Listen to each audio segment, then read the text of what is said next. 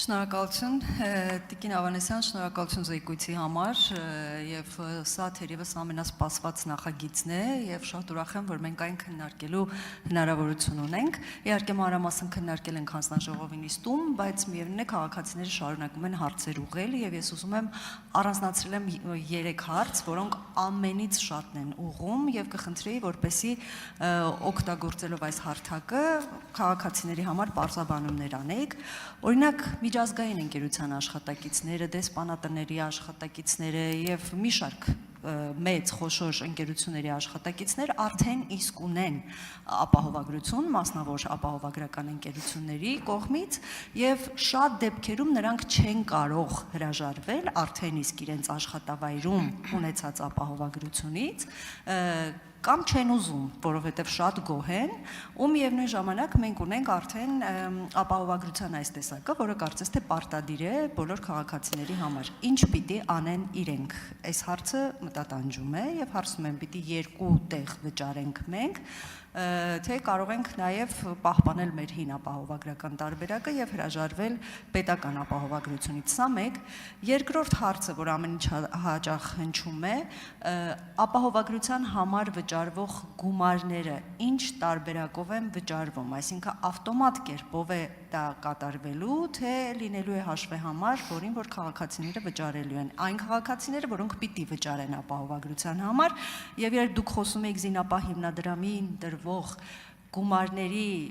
կրճատման եւ դրանք ապահովագրությանը ուղղելու մասին, սա էլ են հարցնում, արդյոք դա ավտոմատ կերպով է արվելու, թե միևնույն է, որով է գործողություն քաղաքացին պիտի կատարի։ Եվ երրորդ հարցը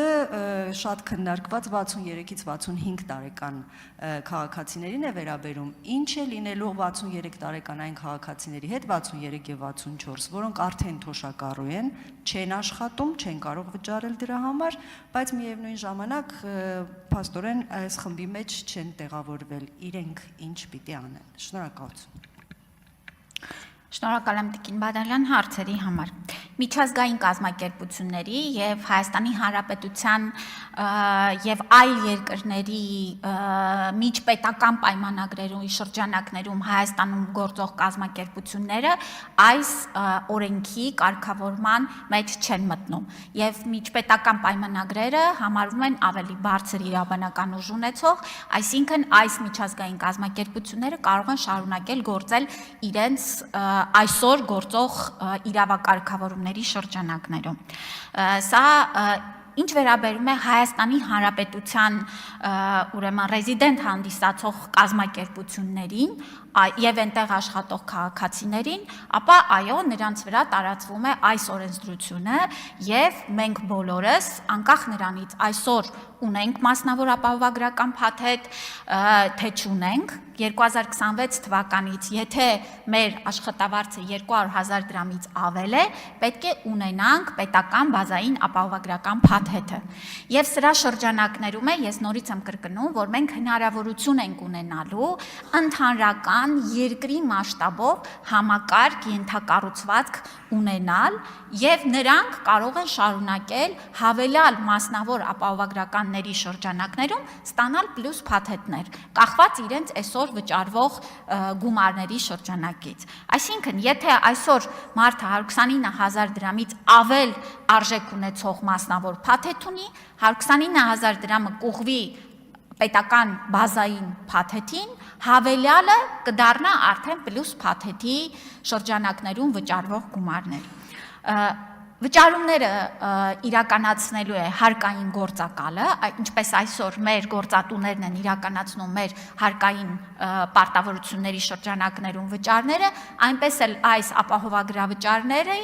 գանձումը իրականացնելու են գործատուները հարկային գործակալները։ Անհատ ձեռներեցների պարագայում դա իրականացնելու են իրենք, ինչպես այսօր էլ իրականացում են մնացած հարկային պարտավորությունները։ Այո, ուրեմն Զինապահ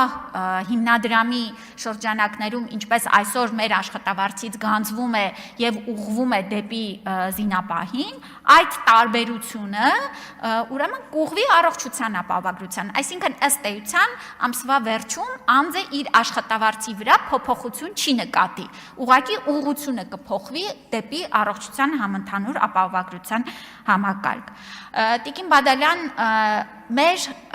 այս համակարգի ներառման որպես շեմ վերցրել է տարիքը եւ ոչ թե անձի կենսաթոշակային համակարգից օգտվելու կարգավիճակը եւ դա շատ պարզ պատճառ ունի։ Այո, մեր նպատակն է մեր բոլոր քաղաքացիների կարիքը հոգալ, եթե արձագանքեք, հետո կշարունակեմ պատասխանել։ Շարունակեք Տիկին Ավանեսյան։ Շնորհակալ եմ։ Այո, մեր հենց հանձնառությունն է եղել ի վերջո ապահովել մեր քաղաքացիներին այսքան երկար սպասված առողջապահական կարիքները։ Բայց ամեն ինչ գալիս է մեր բյուջեի հնարավորություններից եւ մեր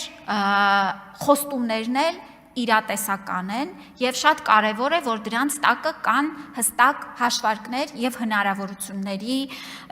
սահման, ինչ մենք կարող ենք 2026 թվականից իրականացնել։